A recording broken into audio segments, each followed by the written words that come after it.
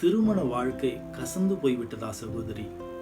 மிகுந்த கண்ணீரிலும் துக்கத்திலும் நீங்கள் மூழ்கி போயிருக்கிறீர்களா சகோதரி? ஆண்டவர் உங்களுக்கு ஒரு அருமையான வார்த்தையை சொல்ல போகிறார்.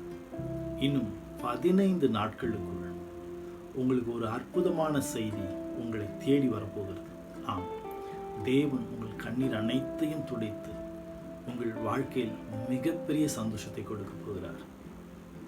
இப்படியெல்லாம் இந்த டுபாக்கூர் போதகர்கள், பண ஆசை பிடித்த போதகர்கள் மக்களுடைய பலவீனத்தையும் இலகிய மனதையும் பயன்படுத்தி கொண்டு அவர்களை தங்கள் ஃபாலோவர்களாக மாற்றி வைத்து கொள்ள வேண்டும் என்று விரும்புகிற போதகர்கள் பேசக்கூடிய வசனம்.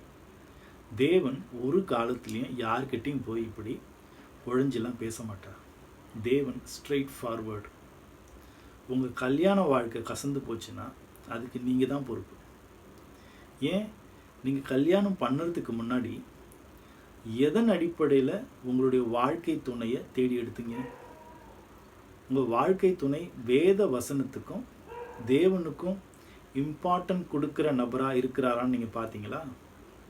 அப்படி பார்க்காம அவர் கவர்மெண்ட் உத்தியோகத்தில் இருக்கிறார், பெரிய படிப்பு படித்திருக்கிறார், அவர்கிட்ட நிறைய செல்வம் இருக்குது, அவர் பெரிய ஐஸ்வர்யவான், அவர் குடும்பம் ரொம்ப பெரிய பணக்கார குடும்பம், ரொம்ப பாதுகாப்பான சூழ்நிலையில் இருக்கிறாங்க. இவங்கக்கிட்ட நம்ம சம்பந்தம் வச்சுக்கிட்டா நம்ம பிள்ளைக்கு எந்த கஷ்டமும் இருக்காது, நிம்மதியாக இருப்பாங்க அப்படின்னு நினச்சிங்க அப்படின்னா அதில் கண்டிப்பாக மண் விழுந்துடும். கல்யாணத்துக்கு முன்னாடி இயேசு கிறிஸ்து விரும்புகிற மாதிரி உங்களால் ஒரு கல்யாண வாழ்க்கையை அமைச்சிக்க முடியல.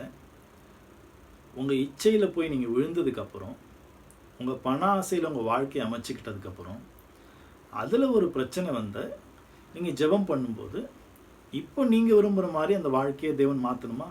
அது ரொம்ப அநியாயமாக இல்லை?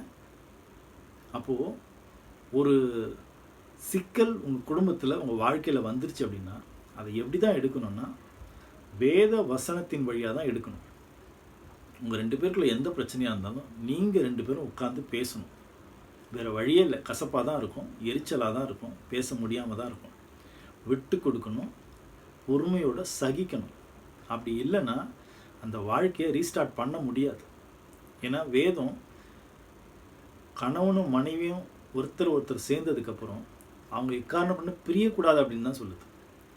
என்ன ரீசனுக்காக பிரியணும் அப்படின்னா, வேசித்தன மார்க்கம் இருந்தால் மட்டும் இல்லை மரணம்.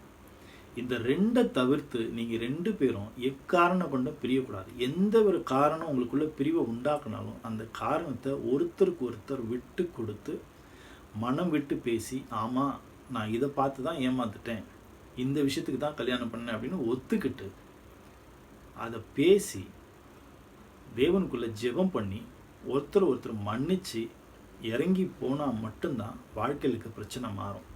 அதை விட்டுட்டு உங்களுக்குள்ளே இருக்கிற ஈகோவை அப்படியே வச்சுக்கிட்டு இயேசுவே மாற்றிடுங்க, இயேசப்பா மாற்றிடுங்கன்னு நீங்கள் ஜெபம் பண்ணி துதித்து உபவாசம் பண்ணி என்ன வேஷம் போட்டாலும் மனுஷன் நம்புவான், தேவன் அதை நம்ப மாட்டார்.